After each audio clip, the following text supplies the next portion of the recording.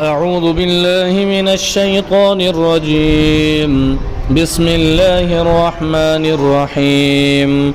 تبارك الذي بيده الملك وهو على كل شيء قدير، الذي خلق الموت والحياة ليبلوكم أيكم أحسن عملا وهو العزيز الغفور، الذي خلق 7 سماوات طباقا ما ترى في خلق الرحمن من تفاوت، فارجع البصر هل ترى من فطور، ثم ارجع البصر كرتين ينقلب إليك البصر خاسئا وهو حسير، ولقد زينا السماء الدنيا بمصابيح وجعلناها رجوما للشياطين وأعتدنا لهم عذاب السعير، وللذين كفروا بربهم عذاب جهنم وبئس المصير. إذا ألقوا فيها سمعوا لها شهيقا وهي تفور تكاد تميز من الغيظ، كلما ألقي فيها فوج سألهم خزنتها ألم يأتكم نذير، قالوا بلى قد جاءنا نذير، فكذبنا وقلنا ما نزل الله من شيء إن أنتم إلا في ضلال كبير. وقالوا لو كنا نسمع أو نعقل ما كنا في أصحاب السعير، فاعترفوا بذنبهم فسحقا لأصحاب السعير. إن الذين يخشون ربهم بالغيب لهم مغفرة وأجر كبير.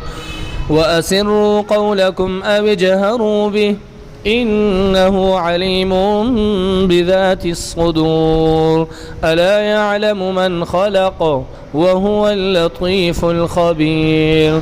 هو الذي جعل لكم الأرض ذلولا فامشوا في مناكبها وكلوا من رزقه وإليه النشور. أأمنتم من في السماء أن يخسف بكم الأرض فإذا هي تمور، أم أمنتم من في السماء أن يرسل عليكم حاصبا فستعلمون كيف نذير. ولقد كذب الذين من قبلهم فكيف كان نكير. أولم يروا إلى الطير فوقهم صافات ويقبضن ما يمسكهن إلا الرحمن إنه بكل شيء بصير.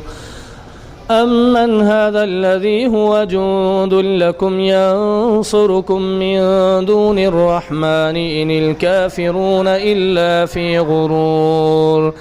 أمن هذا الذي يرزقكم إن أمسك رزقه بل لجوا في عتو ونفور.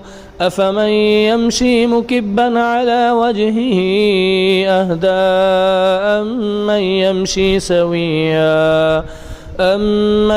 يمشي سويا على صراط مستقيم.